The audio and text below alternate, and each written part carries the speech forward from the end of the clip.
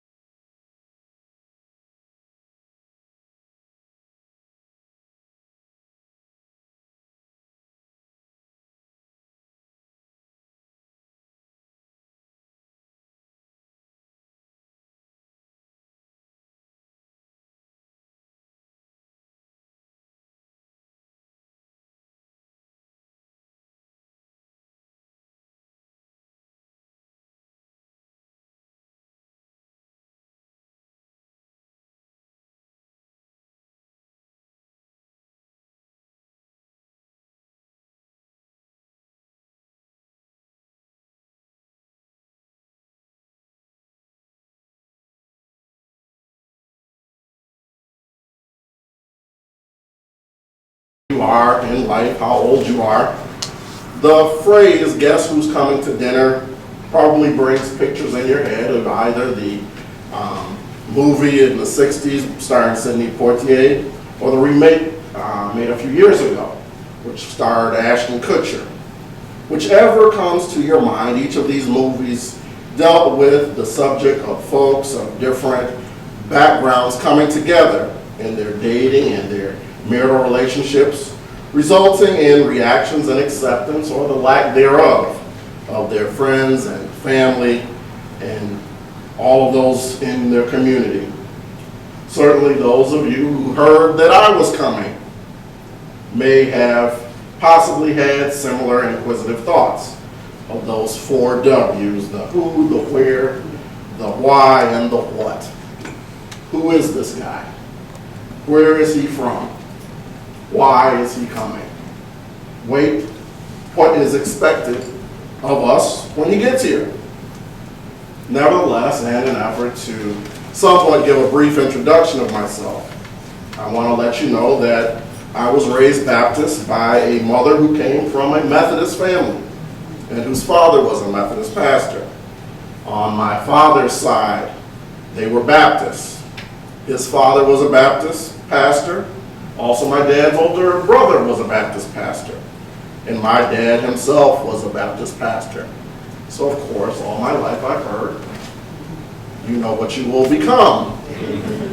You will become a Baptist pastor also. I fought that for a number of years.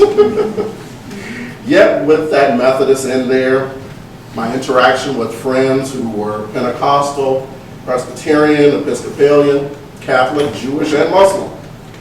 This led my life's journey to mix it all together, resulting in my ordinations with the United Church of Christ, or UCC, or what some have nicknamed Universalist considering Christ.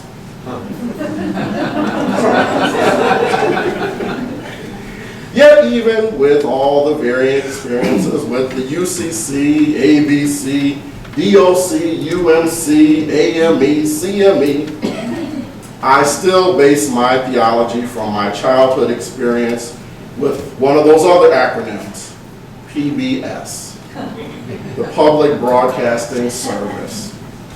Some of you may be familiar with the trinity of PBS. First was Sesame Street. Then the third was Electric Company. And right there in the middle was my favorite, Mr. Rogers. Some of you may know it, but Fred Rogers was an ordained minister in the United Presbyterian Church. And yes, Presbyterian is another one that I need to add to my list. I actually preached at a Presbyterian church on last Sunday. Nevertheless, this show of Mr. Rogers' Neighborhood showed us how to be nice to others. It taught us all how to conduct ourselves in the neighborhood. It showed us how to be neighborly in the neighborhood. Yet when we turn on the news these days, it appears some have forgotten these basics. Just a short time ago, we were bombarded with the headlines on the subject of race and class divides in our nation. You turn on the news and everything from the presidential race, the Black Lives Matter rallies, as well as the various incidents which resulted in the loss of life of both civilians and law enforcement officers, would lead you to believe that the world was perhaps coming to an end. Some would try to reduce these societal ills to simply an either-or situation. Black versus white, civilian versus law enforcement, Republican versus Democrat. Yet it isn't just an either-or, but it is a both-and.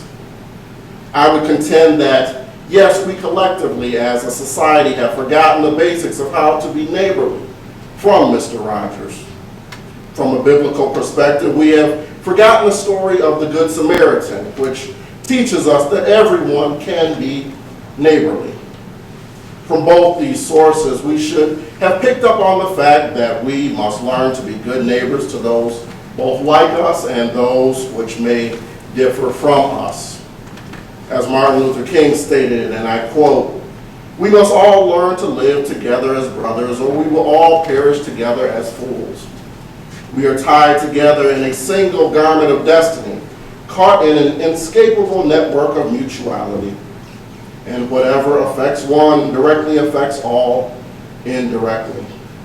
For some strange reason, I can never be what I ought to be until you are what you ought to be. This is the way God's universe is made. This is the way it is structured." End quote. Some missed the message then, and almost 50 years later, they still fail to get that message. Yet we must come to the realization that our brothers and our sisters aren't just those who share the same parental relationship as us, but those outside of our bloodline. Those who may not look like us, those who may not sound like us, those who don't do the things you do, those who don't dress like you do, those who may not eat the same things that you do. And guess who's coming to dinner? Yes, those are our brothers and sisters, our neighbors. They're coming. Some are coming on their own accord. Some are coming fleeing turmoil. Yet they are still coming. And the time is now for us to get ready. Get ready for the tired. Get ready for the poor. Get ready for those huddled masses yearning to breathe free. Get ready for the wretched refuse of a teeming shore. They are all coming because they saw the lamp beside the door. I must ask, are you letting your light shine? Are you like State Farm and like a good neighbor, you will be there? No matter your belief, if the neighborhood is to heal, we must realize that we must be good neighbors to our neighbors. And get this, everyone is our neighbor. My theology personally tells me that we are called to love God with all of our heart, with all of our mind, and love our neighbors as ourselves. Unless you have been living under a rock, you know that there is a healing that needs to take place to answer all of the current ills within the world. Yet what are we doing both individually and collectively for that healing to take place? Are we too busy doing the things we think are important and negating what God says and what we know in our hearts is truly important? Yes, it may seem like we are living our lives like a scene from the old television show Bewitched, when the husband Darren would call the wife Samantha and at the last minute let her know that he was bringing his boss Larry Tate over for dinner. And yes, just like Samantha, we naturally feel some anxiety resulting when the question is posed to us, guess who's coming to dinner? Yet if you have embodied any sense of hospitality, you want to make sure that your guests feel welcome. When we are expecting those special dinner guests, most of us will try to make sure our place looks good. We make sure that everything is just right. Unlike the typical Bewitched scenario, we probably don't have to worry about a crazy warlock uncle causing mischief or our witch mother-in-law casting spells on our spouse. Yet we each have something we probably would not want our guests to be subjected to when they come to our homes. If we truly desire to embody hospitality, we don't usually place the guests in the chair with the broken leg or use those everyday chipped and worn out plates and cups. If we desire to embody hospitality, we typically want to put out our best face for our guests. We put the dog and the cat away. We run the vacuum cleaner. We bring out the best china. We prepare the 4-course meal with dessert. Then there's the flip side. Although we say to our guests, make yourself at home, certainly our thoughts are more often of a temporal nature than of them taking up a permanent residence in our homes. We want our guests to feel good when they come to our homes, yet there is a time limit. When we get close or reach that limit, we want them to start thinking on an exit strategy. Although it is time for them to leave, we also want the guests to feel just as good leaving as they did when they came. We want them to leave with a good impression, yet the key here is we expect that they will leave. Now, I don't know specifically what that time limit is, yet there is a quote attributed to Benjamin Franklin that says that fish and guests begin to stink after 3 days. In the book of Proverbs, it also tells us, let your foot be seldom in your neighbor's house, lest he become weary of you and hate you. I can't speak for anyone else, yet I tend to personally monitor my time when I'm at a guest's home and make sure that I don't wear out my welcome. Nevertheless, as hosts, we want our guests to feel good at both their coming into our homes and when they leave. Yet we must be mindful that sometimes we must serve as the refuge of shelter for those who have nowhere else they can go. Yet until they find that place of refuge, we must ask ourselves, are we treating our neighbors as we want to be treated? Are we being neighborly? Many of us are familiar with that song made famous by Mr. Rogers. It's a beautiful day in the neighborhood. It's a beautiful day for a neighbor. Would you be mine? Could you be mine? Won't you be my neighbor? And if we are completely unfamiliar with the term neighbor, within this song, Mr. Rogers confirms what we can surmise are some of the attributes of a neighbor. Since he is pleading with us, won't you please, won't you be my neighbor? Through these words of plea, we can easily deduct that having a neighbor must be a desirous thing. In another line, he states, I have always wanted to have a neighbor just like you. I've always wanted to live in a neighborhood with you. From this, we can make the assumption that a neighbor has their own domain in which they dwell, which even carries the name neighbor in the title, a neighborhood. Yes, be it ever so humble, there's no place like home. Home in your very own neighborhood. Finally, we know that being a neighbor is by our own choice. as we are asked, would you be mine? Could you be mine? Won't you be my neighbor? So we know being a neighbor is a good or desirous thing.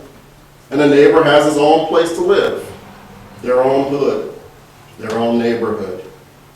And lastly, we know that we can become a neighbor by our own choice. We can either choose to be one or we can choose not to be one. If you want to stop right there and have nothing to do with being a neighbor, you can make your desire known simply by body slamming the person you don't want to be around. Somebody gets that. Breaking their glasses might further get the message across. But those still inquisitive about what is a neighbor, know that this was the same question posed by the attorney to Jesus, which sparked his response to this attorney's question with the parable of the story of the Good Samaritan. Within this story, we see the victim who had fallen on hard times and was overtaken by robbers. As the story goes on, we see that several individuals encountered this victim, one of our fellow human beings, yet they went on their way. They just passed by this hurt, dying individual without doing anything to help him. One of these individuals who passed by the victim was a churchgoer, and it says the other was a minister or a cleric. Then behold, the Samaritan came. The Samaritan provided hospitality to that stranger, made sure he was safe and secure from any other hurt, harm, or danger. As Jesus tells the story, he ends by posing the question, who among these individuals that encountered the fallen man was the most neighborly? The answer, the Samaritan, because he showed mercy. From this answer, we can conclude that a neighbor is one who shows mercy. Yet when we look at this story, several questions come to mind. Why is the Samaritan prefaced with the word good? What is a Samaritan? During this time of Jesus, referring to someone as a Samaritan was an insult. It was a dirty word. To claim someone was a Samaritan was to state that their bloodline was unknown, and it also insinuated that this individual in reference was the product of parents who were not faithful to both the Jewish nation as a whole and the religious and national laws which prevented intermarriage with non-Jews. Furthermore, being that they had been excluded from much of the temple, many Samaritans had either abandoned Judaism altogether or began to practice Judaism in non-authorized or unorthodox ways, which were not connected with the ways of the temple. To practice Judaism, unlike the genuine, authorized, ordained, pre-subscribed methods, was to most devout Jews considered to be the ultimate sin. Those practicing without these genuine, authorized, ordained, pre-subscribed methods were considered to be a perversion to Judaism. Now, did you get all of that I said? In summary, to any Jew at this time, a Samaritan would have been a presumed godless, half-breed, half-foreigner, a child of an immoral parental relationship, equated with treason, adultery, and apostasy. Yet this is the one whom Jesus equates in the story as being the one who did the right thing. He was the one who was most neighborly. The Samaritan showed mercy while the others claimed to be the most godly, just simply passed on by. Although we can look at the others, the priest and the Levite, we can easily convict them of just being negligent and gloss over some other significant facts by saying that they were just in a hurry and were being neglectful. Yet these facts run much deeper. Jesus' audience in this passage sees something we don't see, especially being that they were so knowledgeable of the law of the time. They certainly would not miss the shocking allegations Jesus made at the heart of his parable. And allow me to break this down for just a minute. Peeling back the onion, we see that both the book of Numbers and Leviticus, Levites and priests are commanded that they must never touch a dead body or anything that is exiting the body, such as blood or any other bodily fluid. To help this man would have required them to break commands of the law. This audience to Jesus' parable and the subjects within the story were fully aware that any disobedience to the commands of the law would result in one becoming invalidated for the Lord's work.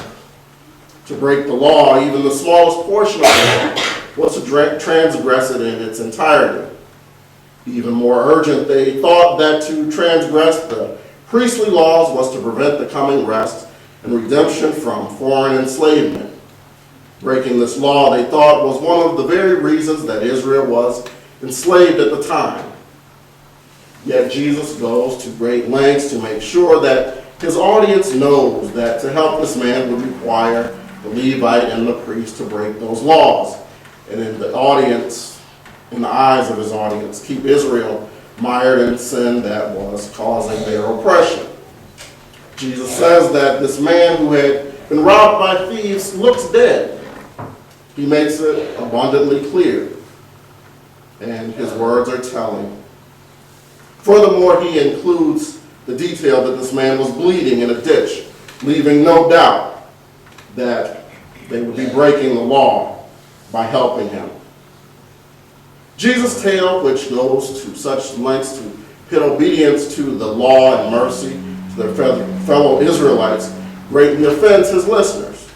As I'm sure some of you know, we know how Jesus ended after dealing with those church folks, right? It is obvious from the parable that Jesus faults the Levite and the priest precisely for not disobeying the laws that would help that victim within the story. For example, the parable was brought up during the trial of Jesus. They wanted to know how Jesus defined being neighborly. Yet that was then, but this is now. What does it mean to be a neighbor now? How can we be neighborly when our neighborhood is in turmoil? How can we be neighbors when our lives are in danger from our neighbors? How can we be neighbors when those specifically assigned to protect us make us feel threatened? How can we be neighbors when we have taken on the job to serve and protect, yet those we are protecting don't trust us?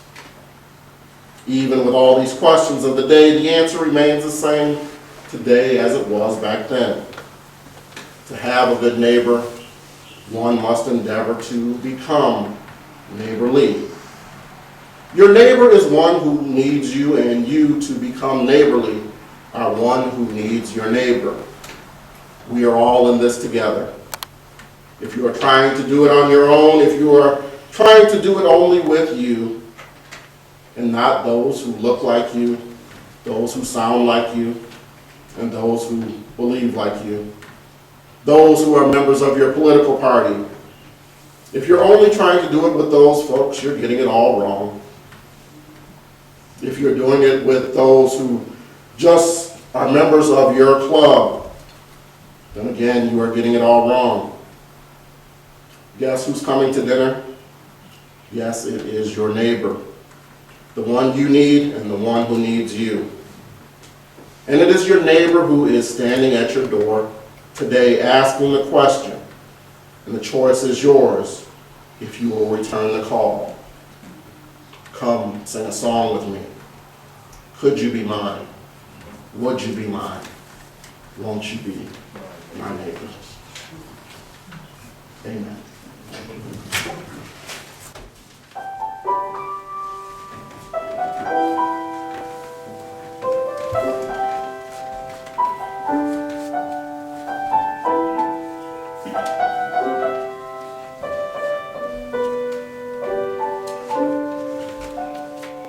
There are bridges in the sky, shining in the sun.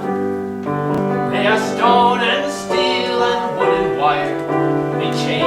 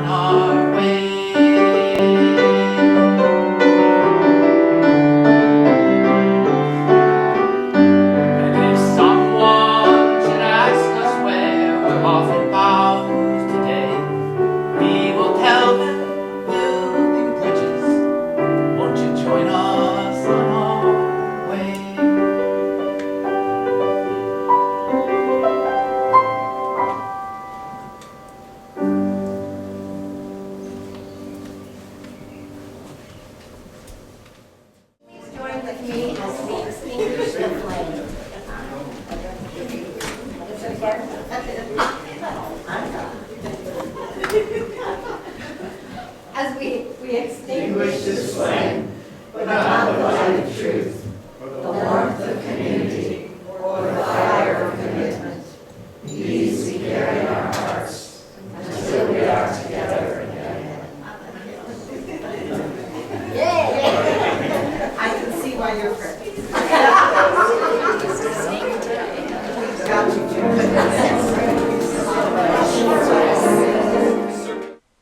Join us for worship every Sunday at 10 a.m. at the Unitarian Universalist Church of Canandaigua, a welcoming congregation. We are located at 3024 Cooley Road, 4 miles west of South Main Street, Canandaigua, just north of the intersection with Routes 5 and 20. Look for the blue signs just before the turn. Your comments about this program or questions about the church are welcome at 585-396-1370 or at our website, www.canandaiguauu.org. Producer and editor, Daniel Brigham.